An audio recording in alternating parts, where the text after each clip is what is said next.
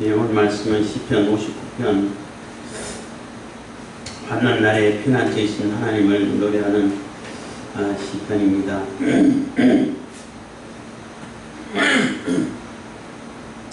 네, 제목이 사울이 사람을 보내어 다윗을 죽이려고 그 집을 지킨 때에 해서, 사울이 다윗을 죽이려고 회의 중에 또 식사 중에 창을 던져가지고 죽이려고 했지만은 다 실패를 했죠. 그래서 창이 벽에 박히고 도망가서 집에 있는데 당장 집에서 잡아오라고 또 첩자들을 보내고 소아들을 보내서 들어가려니까 미갈이 다윗이 집에 병들어서 누워있는데 어떻게 가냐고 그냥 가라고 하니까 일부는 지키고 있고 일부는 가서 또 보고를 했겠죠.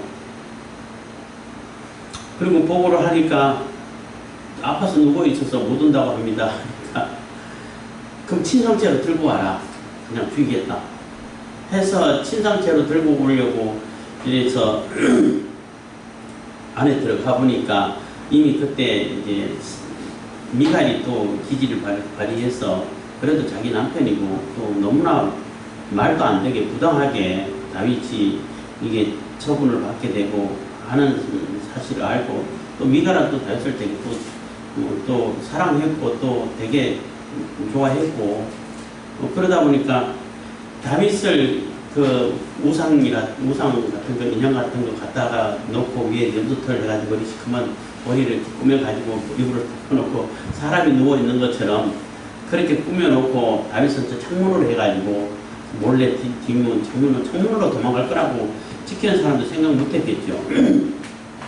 그래서 도망가게 되고, 그래서 창문으로 도망간 이후에 그 사울이 보낸 그러한 수하들이 또 여기서 자기끼리 하여튼 수하들이 들어가서 친상제로 데려오라고 잡아오라고 합니다 해가지고 들어가 보니까 다윗은 어디 가고 없고 이불을 들쳐보니까 우상에다가 염소털 염소 가죽을 해가지고 검은 머리 이렇게 해서 꾸며놓은 걸 보고 없습니다, 도망갔습니다 했을 때 사울이 엄청 화를 내죠. 막 욕을 하면서 자기 딸인데 그런 욕을 하는 것도 참 유명합니다만 욕을 하면서 아니 왜 다윗을 그렇게 보내줬냐 하니까 그때 또 이게 또 자기한테도 화가 질 것 같으니까 다윗이 나를 잡아서 안 보내주고 죽인다 그랬다. 어떻게 죽이려고 눈앞에서 죽이게끔 하냐. 그래서 할 수 없이 보내줬다. 이렇게 또 둘러대고 했습니다. 어쨌든 그 다윗이 그 자기 집이죠. 신혼집이라고 말할 수 있는데 그 집에서 있을 때에 밖에서 사울이 보낸 그러한 자객들 수하 군사들이 지키고 있는 그런 상황에서 얼마나 또 다급했고 얼마나 또 억울하기도 하고 그 심정을 노래하는 시편이라고 보시면 되겠습니다. 그래서 그 억울하고 또 말도 안 되고 또 하나님의 법 지키지도 않고 악을 행하는 그러한 자에게서 건져주시고 보호해 주십시오 하고 하나님께 호소를 하는 기도라고 보시면 되겠습니다. 59편 1절입니다. 나의 하나님이여 내 원수에게서 나를 건지시고 일어나 치려는 자에게서 나를 높이 드소서 해서 하나님이여 내 원수에게서 나를 건지시고 하나님께서 건져주시지 않으시면 내가 어떻게 건짐을 받을 수 없고 구원 받을 수가 없습니다. 하나님, 그러니까 다윗은 어디 기댈 데가 없는 거예요. 어디에서 위로받고 기대고 어디에 누구랑 힘을 합쳐가지고 대항을 한다든지 이런 상황이 전혀 못 되는 거죠. 오로지 기대하고 호소할 수 있는 것은 하나님밖에 없다는 것입니다. 그래서 하나님께서, 전능하신 하나님께서 나를 건져주시고 또 일어나서 나를 치려고 하는 이런 정말로 이렇게 악한 자들, 이런 자들에게서 나를 높이 들어주십시오. 그래서 나를 승리하게 해주시고, 높은 곳이란 얘기는 제대로 쳐들어오지 못하는 곳이잖아요. 안전하면서 더 높은 곳에 세워주십시오 하고 기도하는 것입니다. 2절 사악을 행하는 자에게서 나를 건지시고 피 흘리기를 즐기는 자에게서 나를 구원하소서. 그래서 이 사악을 행하는 자에게서 이 그들이 행하는 그 모든 것이 다 사악한 것이라는 거예요.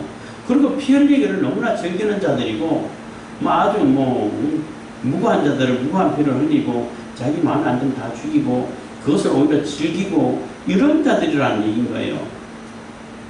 사악하다는 자들은 자꾸 요즘 정치 얘기를 자꾸 뭐 하게 되는데 뭐 오늘도 뭐 뉴스에 나오는지 모르겠지만 유튜브를 봤습니다만은 그 국민의힘 뭐 부동산 조사를 또 발표해 놓은 거 보면은 정말로 말도 안 되는 죄를 그냥 억지로 찾아가지고 막 얹어놓은 것 같은데 그 중에 윤희숙 의원이라고 있어요. 굉장히 참신하고 굉장히 또 똘똘하고 굉장히 또 아주 핵심을 잘 이렇게 지적하고 하는 그런 여자 의원인데 그 의원의 제목이 뭐냐면 농지법 위반했는데 뭐냐면 자기 아버지가 그 윤희숙 의원 자신도 아니에요. 그 아버지가 출가한 지 30년이 돼가지고 30년 동안 떨어져 살았는데 그 아버지가 시골에는 그러잖아요. 뭐 저희들도 그러지만은 농사 나이 들어서 일로 하시면 하니까 농사 힘들잖아. 그럼 다른 사람들이 농사 지으려고 하고 거기서 얼마를 주세요 하잖아요. 다 그렇게 해요.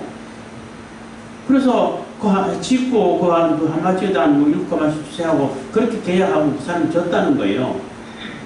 근데 그게 왜 문제가 되냐면은 법적인 절차를 안 밟았다는 거야. 계약서를 쓰고 다 하고 법적인 절차를 밟고 해야 되는데 그냥 그렇게 했기 때문에 농지법 위반이다. 말이 돼요. 그런데 김의겸이라고 뭐 윤미향은 말할 것도 없고 윤미향은 말로 나올 수 있는 그런 죄를 짓고 그래도 의원직 뭐 그대로 가지고 있잖아요. 김의겸은 그 내부 정보 고위급이 있었으니까 내부 정보가 있죠. 그 내부 정보를 이용해가지고 급하게 땅을 계약하고 그래서 등기 하기 전에는 뭐 해가지고 그 뭐 대출도 말도 안 되게 어마어마한 대출을 받아가지고 그렇게 해가지고 땅을 샀는데 그건 문제가 안 된다는 거예요. 징계하지 않겠다. 이거 문제 안 된다. 아니 법원은 내부 정보를 가지고 있는 사람은 거래 자체를 못하게 만들어놨어요. 하면 안 되는 거예요. 그거 엄청난 비리죠. 부동산 투기고 그건 말도 안 되는 거예요. 그거는 정말로 처벌받아야 되고 법적으로 당연히 처벌받아야 하는 그런 어마어마한 부동산에 관한 범죄인데 쉽게 말하면 부동산과 관련된 범죄는 그게 뭐 가장 큰 죄라고도 할 수 있어요. 국가 정책에 정책을 이루고 이제 해가고 있는 그러한 내부 정보가 있는데 다 알잖아요. 저거 위험하다. 근데 그런 내부 정보를 다루는 그러한 자들이 그 LH 사건도 마찬가지예요. 그런 사람들은 그 땅 거래하면 안 돼. 그게 그러니까 신도시 발표된다 할 때 신도시가 발표되는 그 지역에는 그 직원들은 그게 거래하면 안 되는 거예요. 근데 다 거래했잖아. 근데 그거 문제가 안 돼. 그리고 그 김의겸은 엄청나게 또 많아. 그렇게 대출 받는 것 자체도 이해가 안 돼요. 다 대출 막아놨는데. 그렇게 해가지고 부동산 취득을 했는데 그거는 문제가 안 된대.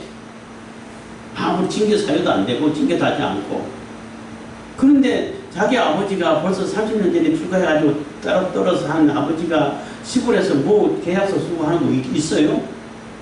대부분 다 시골 뭐 어르신들은 그래 이것 좀 농사하고 이것 좀 그 얼마씩 줘라 그러고 맡기잖아요. 거기 문제될 거 하나도 없어요. 근데 법적인 절차를 안 밟았다는 거지. 그 법적인 절차를 어떻게 밟아요 어르신들이. 그 말이나 되나고. 설령 그것이 조금 위법이 된다 할지라도 윤희식 의원하고는 무슨 상관이 있어요 사실은. 아무 상관도 없잖아. 그러니까 윤희식 의원이 초강수를 둬가지고 화가 나서 내가 부동산 내 그 의혹만 있어도 내가 이거 의원직 사퇴하겠다 하고 의원직 사퇴를 하겠다고 쓰는 거예요. 그러니까 또 난리 치는 거지. 자기들은 그렇게 부동산과 관계돼서 막 어마어마한 범죄를 저지르고 다 누가 봐도 저건 해서는 안 되는 그런 짓거리를 다 하고 그런데 뭐 더불어민주당에 대해서는 전수조사 안 하잖아. 하면 다 걸려있을 거예요 아마. 근데 국민의힘만 해가지고 12명 찾아냈는데 찾아낸 것도 몇 사람은 조금 이거는 법적으로 조금 문제될 수도 있겠구나 하는 그런 사람 몇 사람이고 대부분 다 어거지야 어거지.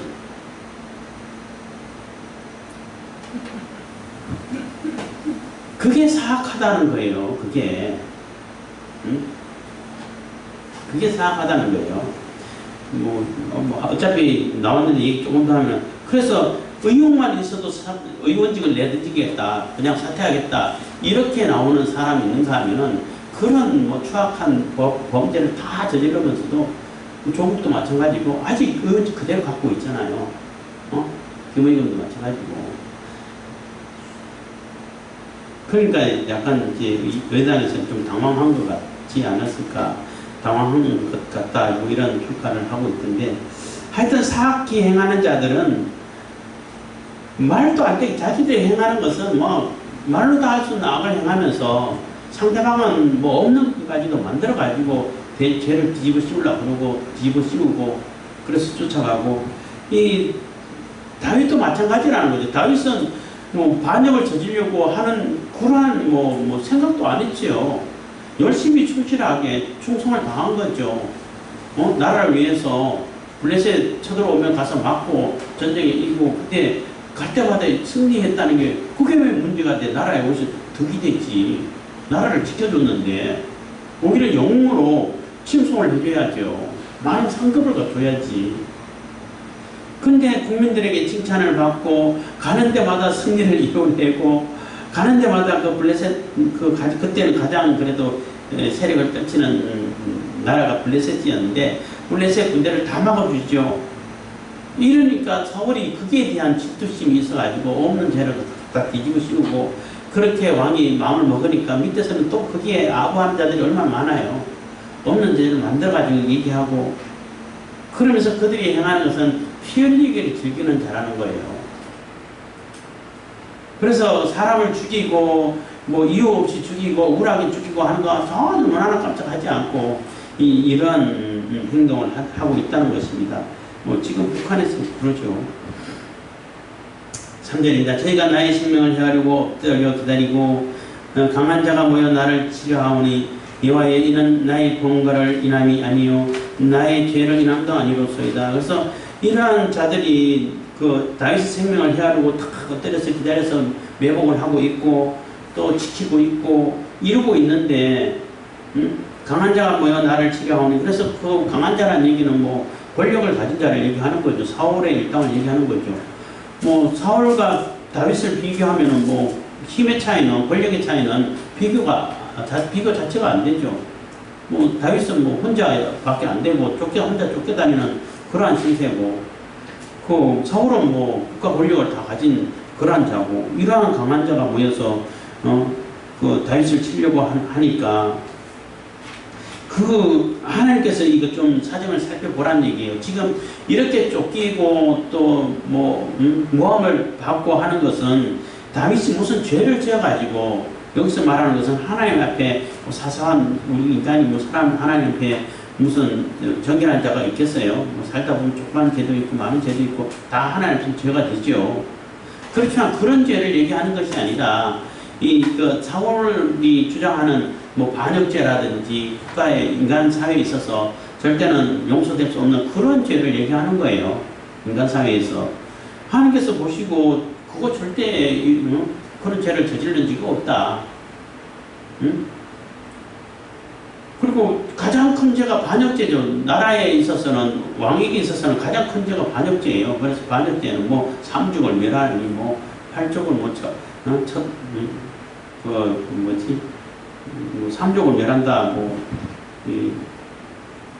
또 다른 편도 있는데, 그렇게 얘기하는데, 가장 큰 죄가 반역죄인데, 반역죄를 뒤집어 씌우는 거예요. 다윗에게. 근데 하나님께 호소하기를 나는 그런 죄를 짓지 않았다는 거예요. 다윗은 반역할 생각도 없었어요. 물론 사무엘을 통해 가지고 기름 부음을 받았지만은 그거 하나님께서 세워주셔야 되는 거고, 다윗 자신이 사울을 없애고 왕이 되야겠다 이런 생각은 요만큼도 하지를 않았어요. 그 이후에 다윗이 쫓겨다니면서 사울을 죽일 수 있는 아주 좋은 기회가 2번씩이나 있었는데도 안 죽였잖아요. 절대 건들지 말아라. 자기 수하들한테 절대 건들면 안 된다. 이거는 하나님께서 기름 부어 세운 왕인데 하나님께서 정리를 하셔야지. 감히 인간 우리가 하나님께서 세우신 왕을 어떻게 건들 수가 있냐. 그래서 정표를 남기기 위해서 옷자락을 살짝 잘랐는데 그것조차도 마음에 들렸다는 거예요. 그런 마음을 가지고 있는데 어떻게 그런 죄를 지었겠냐는 것입니다. 그래서 절대 나의 봉과를 인함이 아니요 나의 죄를 인함도 아니고소이다. 4절입니다. 내가 허물이 없으나 저희가 달려와서 스스로 준비하오니 주여 나를 도우시기 위하여 께서 감찰하소서. 그래서 나는 허물이 없는데 그들이 주장하는 그런 죄가 없는데 그들이 달려와가지고 없는 죄를 만들어가지고 죽이려고 한다는 것입니다. 스스로 준비했던 얘기는 없는 죄를 만들었던 얘기죠. 요즘 많이 보는 현상이기도 합니다만은 정권하고 반대가 되면 다 없는 죄도 만들어가지고 막 엄청나게 죽일 죄를 지은 것처럼 이렇게 모함을 하죠. 그리고 그걸 방송에 다 뜯게 만들어가지고 방송도 똑같은 같은 편이다 보니까 나중에 보면 아무것도 아니야. 전혀 무고고 무혐의 이렇게 나. 이런 경우가 너무 많다는 거죠. 그래서 이 스스로 준비해서 없는 죄를 만들어가지고 이렇게 막 달려들어와서 죽이려고 하니까 하나님께서 나를 도와주셔서 지금 하나님께서 죽으신 것처럼 아무것도 안 도와주시고 판결을 안 하시는 것처럼 느껴지니까 계셔서 감찰에 세세하게 살펴봐 주시라는 거예요. 세세하게 살펴봐 주셔서 진짜 그런 죄가 있나 없나 정확한 재판을 해달라는 것입니다. 5절입니다. 만군의 하나님 여호와여 이스라엘의 하나님이여 일어나 열방을 멸하소서 무릇 간사한 악인을 긍휼히 여기지 마소서. 그래서 만군의 하나님 여호와여, 만군의 하나님 여호와라는 얘기는 어마어마한 군사력을 가지고 있는 엄청난 권력을 가지고 있는 전능하신 하나님이죠. 그렇잖아요. 그냥 하나님도 전능하신 하나님인데 그 하나님이 만군 어마어마한 군사를 가지고 그것도 천사들로 형성된 그 천군을 가진 만군을 가진 그 하나님이라면 그 하나님 앞에 대항할 수 있는 존재는 없지요. 그러한 하나님 또 그 하나님이 이스라엘의 하나님이라는 거죠. 이스라엘의 하나님이요 일어나서 열방을 벌하소서. 그래서 이 악하고 거짓말하고 완전히 악에 악을 더하는 사악한 이자들을 피 흘리기를 좋아하는 이자들을 하나님께서 버려주십시오. 하나님께서 침판해 주십시오 하는 것입니다.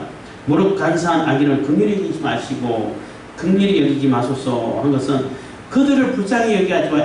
얘네들도 내가 용서해주고 좀 기다려주면은 회개하고 돌아올 텐데 이런 생각하지 마시고 그냥 처벌해주세요 하는 거예요.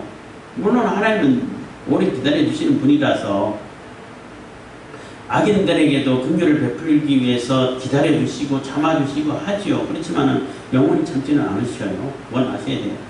근데 다윗 입장에서는 너무 급박하잖아요. 너무나 이렇게 다급하고 급박하고 이러다 결국 죽을 수도 있겠다 하는 이런 상황이다 보니까 하나님이 좀 빨리 긍휼을 그만 베푸시고 악인들 조금 더 이제 그만 더 이상 기다려 주시지 마시고 빨리 이렇게 처벌해 주십시오.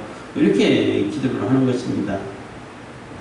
6절입니다. 저희가 저물게 돌아와서 개처럼 울며 성으로 들어다니고. 그래서 저희가 저물게 돌아와서 하는 얘기는 들깨들을 얘기하는데 들깨들은 주로 낮에는 이렇게 잠을 자고 저녁 해가 뉘치면 그때부터 돌아다니기 시작해가지고 온 성을 돌아다니면서 죽은 시체 뜯어먹고 또 이렇게 더러운 것 가져간 것 뜯어먹고 이렇게 다닌다는 거죠. 그리고 심지어는 가장 서럽고 더럽게 여기지는 것 중에 하나가 뭐냐면 개는 토한 것을 먹어요. 그런 걸 저도 많이 봤어요. 개는 다른 동물들은 토한 것을 잘 안 먹죠. 그러니까 대식임질하고 토한 거하고는 또 달라요. 그것도 다르다고. 대식임질은 그 위가 여러 가지 있는 동물인데 소라든지 염소라든지 양이라든지 이런 동물들은 위가 여러 곳이 있어가지고 일단 그냥 풀만 저장해 놓는 그런 저장 공간이 있어. 소화를 다 시킨 게 아니라 그거를 일단 막 따가지고 이 배에 집어넣어놨다가 조용할 때 더 이상 이게 특별한 일하지 않을 때 아니면 모기가 없을 때 그럴 때 그걸 다시 이제 끄집어내 가지고 제대로 씹어서 소화시키는 일은 따로 있어요. 그거는 토했다고 그러지 않죠. 근데 걔는 그게 아니라 진짜 소화시키는 위에 들어가 있는 음식물을 자기 먹은 것들 토해냈다가 다시 집어먹고. 그래서 가정스럽게 얘기인 거예요. 시체 뜯어먹고 죽은 사체 뜯어먹고 이렇게 하다 보니까 아주 더럽고 가정스럽게 얘기하는 걸 보고 개라고 그래요. 그래서 이방 사람들을 개로 많이 비유하기도 하죠. 그건 좀 교만입니다.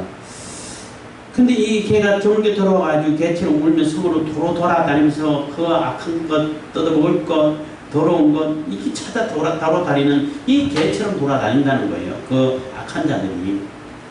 이 똑같은 표현이 뒤에 또 나와요.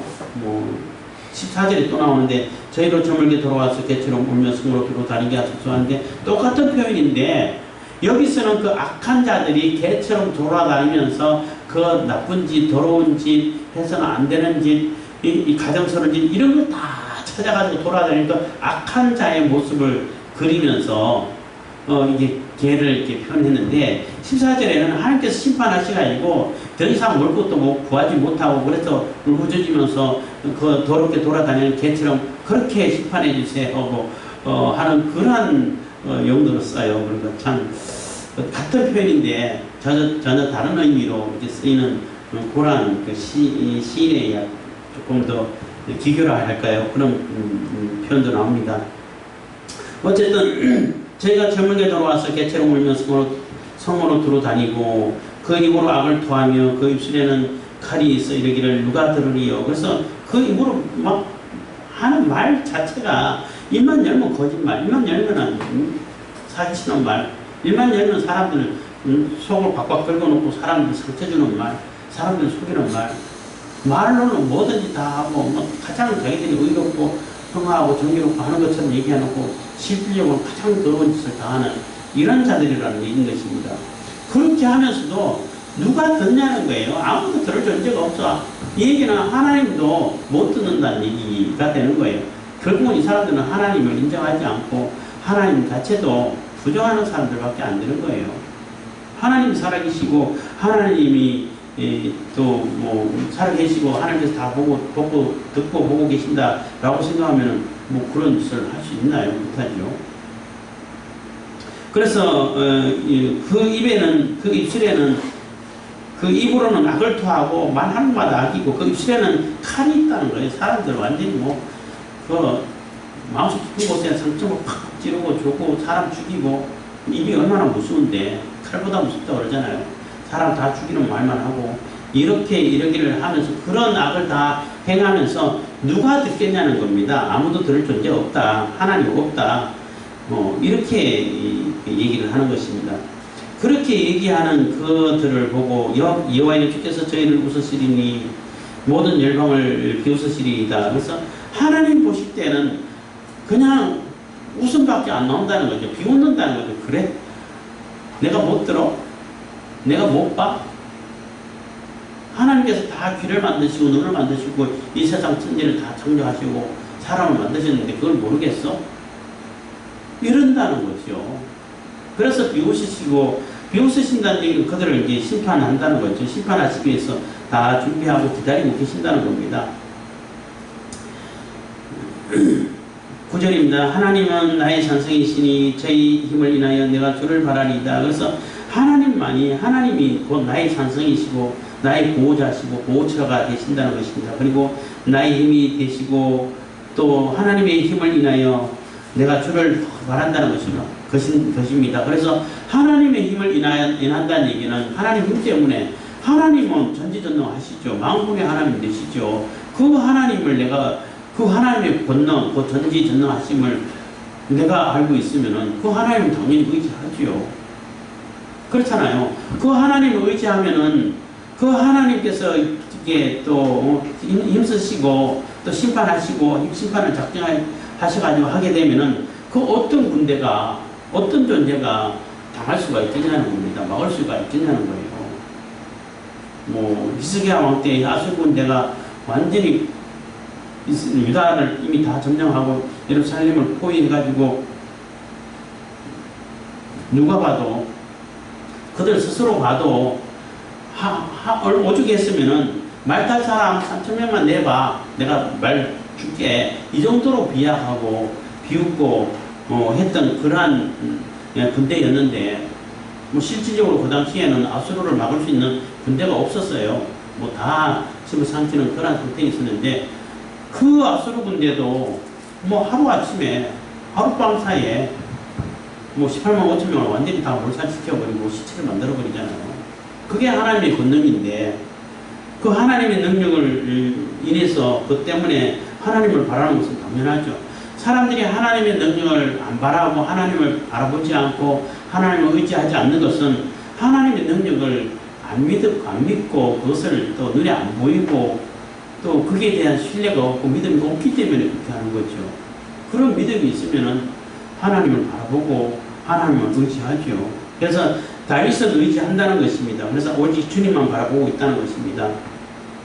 10절입니다. 나의 하나님이 그 인자하심으로 나를 영접하시며 내 원수의 보호 받는 것을 나로 목독케 하시리이다. 그래서 하나님께서 인자하시기 때문에 하나님 말씀 따르고 하나님을 내 중심으로 모시고 하나님 말씀대로 하나님 법대로 살아가려고 하고 하나님의 공의, 정의, 하나님의 은혜를 실천하고 이런 자들은 하나님께서 하나님 인자하심을 베풀어 주신다는 거죠. 그래서 그 인자하심으로 하나님께서 나를 영접해 주시고 나를 맞아 주시고 그리고 내 원수의 보호받는 것을 나로 이렇게 목격할 수 있도록 결국은 그 원수들이 보호를 받고 하나님의 심판을 받아서 결국은 멸망해가는 것을 다 이렇게 우리가 이렇게 목격할 수 있도록 만들어 준다는 것입니다.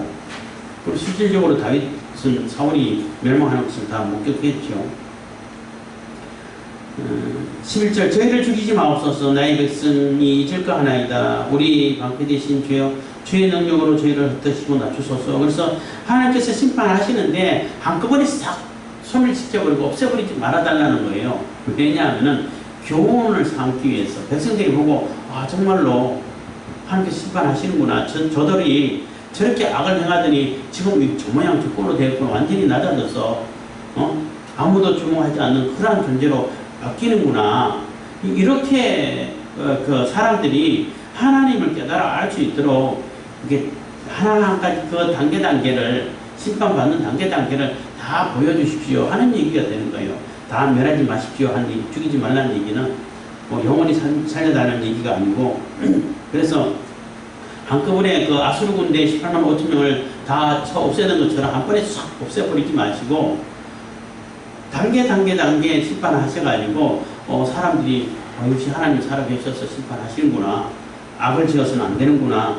이렇게 이해할 수 있도록 만들어 주십시오 하고 기도하는 것입니다. 12절 저희 입술의 말은 곧 그의 입에 죄라. 저희의 저주와 거짓말을 인하여 저희로 그 교만한 중에서 사로잡히게 하소서. 그래서 저희 입술의 말은 곧 그 입의 죄라 해서 입만 열면 거짓말을 하고 죄를 막 그냥 밥 먹듯이 저지르고 있다는 것입니다. 저희의 저주와 거짓말을 인하여 그래서 말만 하면 저주에 맞고 말만 하면 거짓말이고 입만 열었다 하면 사기치고 사람들 죽이려고 하고 죽이라고 하고 또 어떤 사람은 말만 열면은 농민들 다 그 폭삭 망하게 만들고 또 뭐 떡볶이 장사하는 사람들 다 그냥 우상짓게 만들고 똑같은 뭐 음식을 만드는 그러한 사람들 어떤 사람은 어떻게 하면은 그 농민을 살릴까 장사를 조금 잘 되게 만들어줄까 그 가게를 살릴까 이렇게 애써가지고 인기가 없는 사람도 있는 거 하면은 어떤 사람 말만 하면은 다 그냥 사람들 망하게 만드는 데는 아주 똑같은 사람이 있다고 그러더라고요. 그것처럼 그 거짓말을 하는 그러한 자들 그 교만한 중에서 결국은 사로잡히고 그 거짓말 때문에 자기들 낭패를 당하게 만들고 심판을 받게 해주십시오 하고 기도를 하는 것입니다.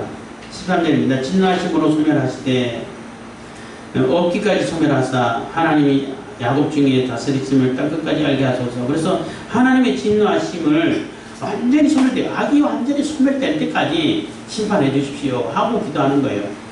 아까는 한꺼번에 다 소멸하시고 죽이지 말아 주십시오 한 것은 차근차근 심판하셔가지고 교훈을 삼을 수 있도록 해주시는데 심판하는 때 완전히 악이 다 사라질 때까지 그 악이 완전히 다 사라질 때까지 심판하는 것은 예수님 재림하셔가지고 이 세상을 완전 최후의 심판할 때 그때 완전히 이루어지겠죠. 그렇지만은 어쨌든 하나님께서는 그 악을 완전히 다 소멸할 때까지 심판하신다는 것입니다. 그래서 심판하실 때 없기까지 완전히 소멸 없어질 때까지 해주시고, 또 하나님이 야곱 중에 다스리심을 땅 끝까지 알게 하소서. 그래서 하나님께서 이 모든 땅 우주를 다스리는 것을 사람들이 알게 해주십시오 하고 기도하는 것입니다. 저희로 저물게 돌아와서 개처럼 울며 성으로 두루다니게 하소서. 저희는 식물을 위하여 유리하다가 배부름을 얻지 못하면 밤을 새우려니와 해서, 그래서 개처럼 돌아와가지고 밤새도록 돌아다니는데 아무것도 얻지 못하고 먹을 거 없어가지고 그 울부짖는 그러한 존재로 만들어 주십시오. 그래서 더럽고 가증하고 버림받는 그러한 존재로 만들어 주십시오 하고 기도를 하는 것입니다. 그렇게 그들은 그렇게 심판해 주시고, 나는 주의 힘을 노래하며 아침에 주의 인자심을 높이 부르리니. 그래서 이 다윗은 이제 하나님을 높여 부르고 하나님의 힘을 노래하고 하나님께서 이렇게 심판했습니다 하고 이렇게 그 찬송하면서 하나님의 인자하심을 높여 찬양하겠다는 것입니다. 주는 나의 산성이시며 나의 환난 날에 피난처심이니이다. 그래서 하나님께서 나의 보호자시고 보호처가 되시고 산성이 된다는 것입니다. 나의 환난 날에, 어려운 날에 내가 피할 수 있는 유일한 곳이 됩니다 하고 고백하는 것입니다. 나의 힘이시여 내가 주께 찬송하오리니 하나님은 나의 산성이시며 나를 긍휼히 여기시는 하나님이시니이다. 그래서 나의 힘이시여 내가 주께 찬송하오리니 하나님은 나의 산성이시며 나를 긍휼히 여기시는 하나님이시니이다. 그래서 나를 긍휼히 여기셔서 하나님께서 나를 보호해 주시고 지켜주시고 나를 또 이렇게 긍휼히 여겨주셔서 건져주시고 또 힘을 얻게 해주시고 이렇게 했으니까 하나님께서 나의 힘이 되어주셔서 이제는 늘 주님을 찬송할 수 있게 됐다는 겁니다. 그래서 주께 찬송하오리니 하나님은 나의 산성이시며 나의 산성이시고 나의 보호자가 되시고 또 나를 긍휼히 여기셔서 내 기도를 들어주시는 하나님, 그 하나님이 바로 나의 힘이 되신다는 것입니다. 그래서 그 힘이 되신 하나님을 찬송하겠습니다 하고 고백하는 기도가 오늘 59편입니다. 그래서 다윗이 그 집안에서 뭐 잠시 동안 갇혀 있었죠. 갇혀 있으면서 탈출하기 전까지 느꼈던 심령이지만 쟤들 전 나쁜 짓만 하고 거짓말만 하는 그러한 자들 하나님께서 심판하지 않으시면은 어떻게 내가 할 수 있는 방법이 없습니다 하는 얘기인 거예요. 왜냐하면 권력은 모든 권력은 그들이 다 가졌으니까. 다윗은 도망가는 것 외에는 할 수 있는 것이 없으니까. 그래서 하나님께 간절히 호소하면서 하나님께서 심판해 주셔야 합니다. 그래서 하나님께서 심판하시는 것을 보고 그들이 얼마나 비참하게 하나님 심판을 받아서 비참한 처지로 떨어지고 심판받는 것을 보게 되면은 사람들이 역시 하나님께서 모든 것을 다 쓰시는구나. 이 모든 역사는 하나님께서 운행해 가시는구나. 이렇게 알게 된다는 것입니다. 그래서 그렇게 알게 되는 것을 통해 가지고 하나님을 늘 찬송할 수 있도록, 과연 하나님께서 나의 힘이 되십니다. 과연 하나님께서 나의 산성이십니다. 나의 보호자시고 나를 긍휼히 여기셔서 나를 구원해주시는, 나를 건져주시는 하나님이십니다 라고 고백할 수 있고 찬송할 수 있게 된다는 것입니다. 그래서 우리도 늘 하나님만 바라보고 하나님께서 우리에게 모든 은혜를 베풀어 주실 것을, 또 긍휼을 베풀어 주실 것을 기도하시면서 우리가 할 수 있는 것은 다 하지만 그래도 마지막까지 우리가 의지해야 할 분은 하나님이시라는 겁니다.